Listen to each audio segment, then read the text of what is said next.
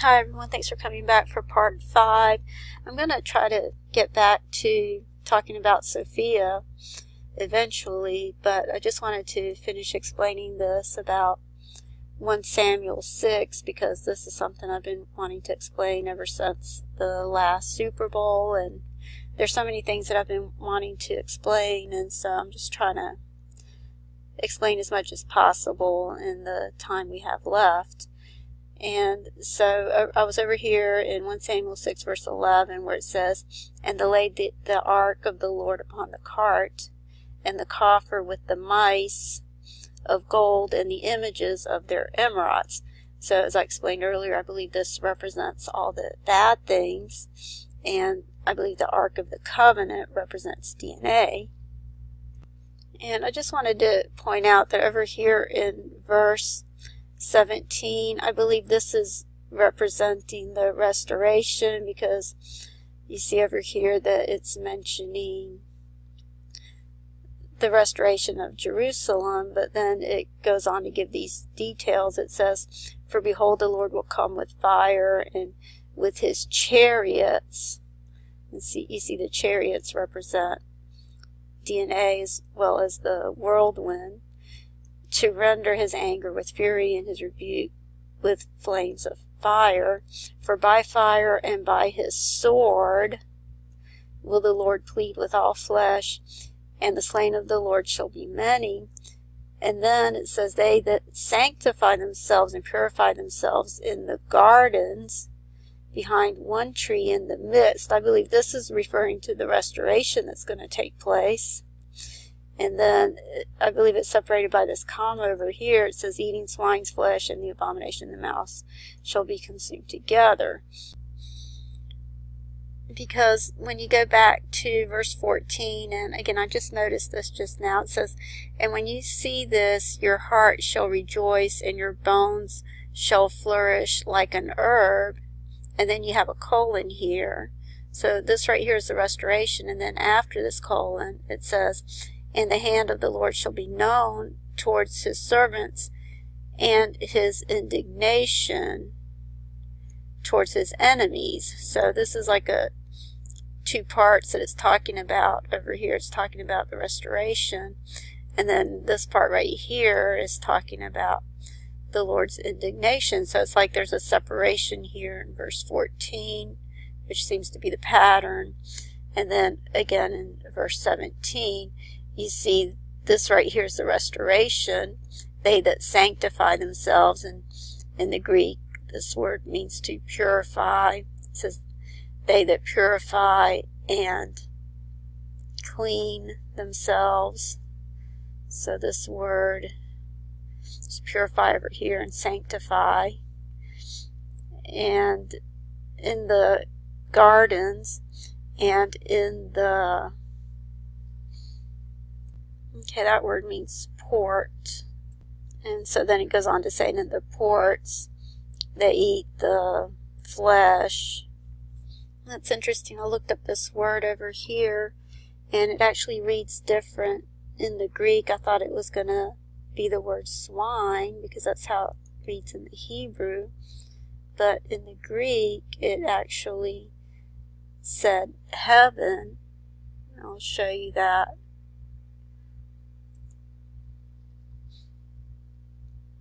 See that word over here? You see where I copy and pasted it? And so that was this word in the Greek. So it's saying they're eating the flesh of this word over here, but the first translation of this word had a couple of different translations, but the first one I saw was over here. You see that when it's spelled a little bit differently, it means the Son, like unto the Son of Man, as in Christ. Jesus said, "You have to eat my flesh and drink my blood." And so this word means the Son. And so in the Greek, it's continuing to talk about the restoration over here. And then it says, "And the abominations, and this word right here means the present, upon him he'll destroy or consume, and I'll look this word up to be sure. Okay, it means to consume, and so in the Greek it's saying, and over here it says, they that sanctify themselves and purify themselves in the garden behind one tree in the midst. Of course, that would be Jesus in the midst of the garden. That would be the tree of life. And then in the English and in the Hebrew here is talking about the separation, and these will be those who will be consumed, or the evil things that will be consumed. It's coming up in verse 17. So again, you see this separation taking place in verse 17. But in the Greek it says, the purified and the cleansed in the garden and in the ports, eating the flesh of the sun or heaven. And then here it's talking about God consuming the abominations, and the abominations and the present upon him will be consumed, saith the Lord. Okay, so this is a separation between what's good and what's evil taking place in verse 17. And so this is what's going to happen with the Ark of the Covenant, which represents DNA, when it's going to cleave in the midst. But over here you have all the evil things. You have the mice and the images, the idols, and the emerods, which is tumors. So that's all the evil things, and they're laid on the cart. And it says, and the kine took the straight way to the way of Beth Shemesh, and went along the highway, blowing as they went, and turned not aside to the right hand or to the left.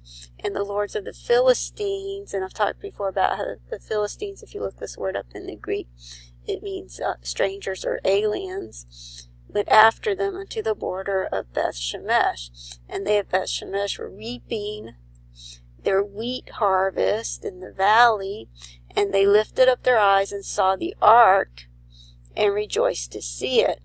And the cart came into the field of Joshua. The Ark of the Covenant is where the cart was, on the cart, a Beth Shemite. So Joshua was a Beth Shemite. And Beth Shemite means house of the sun. Jesus is referred to as the Son of Righteousness in Malachi. You can see that here in Malachi 4:2. It says, but unto you that fear my name shall the Son of Righteousness arise with healing in his wings, and ye shall go forth and grow up as calves of the stall. Okay, so it mentioned the word calves, and over here you have the two milch kine, which are female cows that give milk. And I just wanted to mention that over here where the female kine are yoked together, this represents the bride. This is a restored temple, because the two witnesses are represented by the bride, which I believe is represented by the Jews and the Gentiles.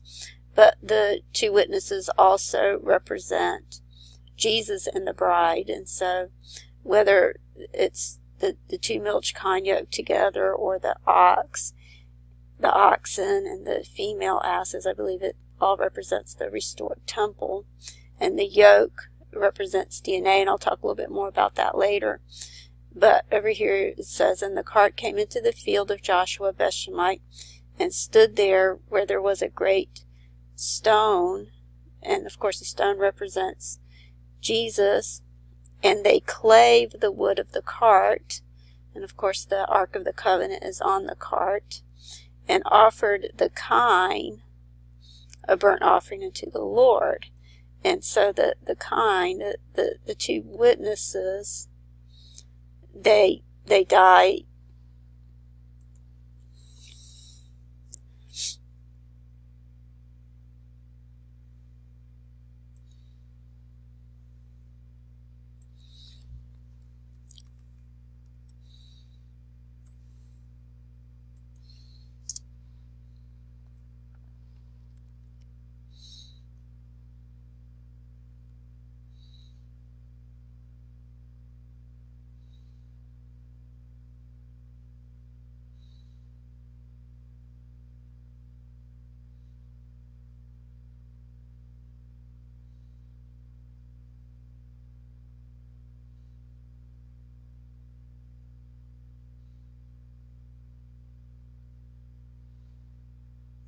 in Revelation 11:7. So again, it's interesting. It's coming up in verse 11. And it says, "And when they shall have finished their testimony, the beast that ascendeth out of the bottomless pit shall make war against them, and shall overcome them and kill them."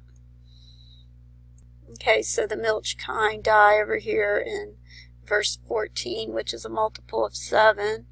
And then it goes on to say, "And the Levites took down the ark of the Lord, and the coffer was with it, wherein the jewels of gold were, and put them on the great stone. And the men of Bethshemesh offered burnt offerings and sacrifices that same day unto the Lord. And when the 5 lords of the Philistines had seen it, they returned to Ekron the same day. And these are the golden emerods which the Philistines returned for a trespass offering unto the Lord, for Ashdod 1, and for Gaza 1, and for Ashkelon 1, and for Gath 1, and for Ekron 1. So these are the mice and the tumors. These are all the bad things over here that are returned for a trespass offering. Okay, and so I just looked up the word returned, and it means to turn back, return. And so it has a very similar meaning to the word, which is Strong's 2017 in the Hebrew, which means to reverse. And you can see that over here, it's Strong's 2017. Over here it says perverseness or perversity, but it means turning of things upside down, as you see here in Isaiah 29:16. But it's a form of the word that begins with Strong's 2015. And this word means to turn or overthrow or reverse. Okay, so it's a very similar meaning as to this word right here in the Hebrew, which is Strong's 7725, which means the same thing. Okay, so all these bad things are reversed in verse 17. And then it goes on to say, "And the golden mice, according to the number of all the cities of the Philistines belonging to the 5 lords, both of the fenced cities and the country villages, even unto the great stone of Abel, whereon they set down the ark of the Lord, which stone remaineth unto this day in the field of Joshua the Bethshemite. And he smote the men of Bethshemesh, because they had looked into the ark of the Lord, even he smote of the people 50,000 and 70 men. And the people lamented, because the Lord had smitten many of the people with a great slaughter. And the men of Bethshemesh said, Who is able to stand before this holy Lord God, and to whom shall he go up from us? And they sent messengers to the inhabitants of Kiriath-Jearim, saying, The Philistines have brought again the ark of the Lord. Come ye down and fetch it up to you. Okay, so you see the reversal takes place in verse 17. And then all these bad things over here are destroyed in verse 19. And then, of course, it ends with verse 21. But I've been wanting to explain this imagery for a while, because as you can see over here, the mice are transformed into white horses. And then over here you have the vine, which turns into a coach. And then the dog and the horse get transformed into the driver, and the coachman which lead the way, which would be like the 2 witnesses. And then, of course, you have the transformation of Cinderella, and as you can see, this winding helix over here, which looks like a DNA strand or like a whirlwind going around her as she's being transformed. And so all of this imagery obviously is from the Bible once again. And I'm out of time, so I'll have to continue with more in the next video.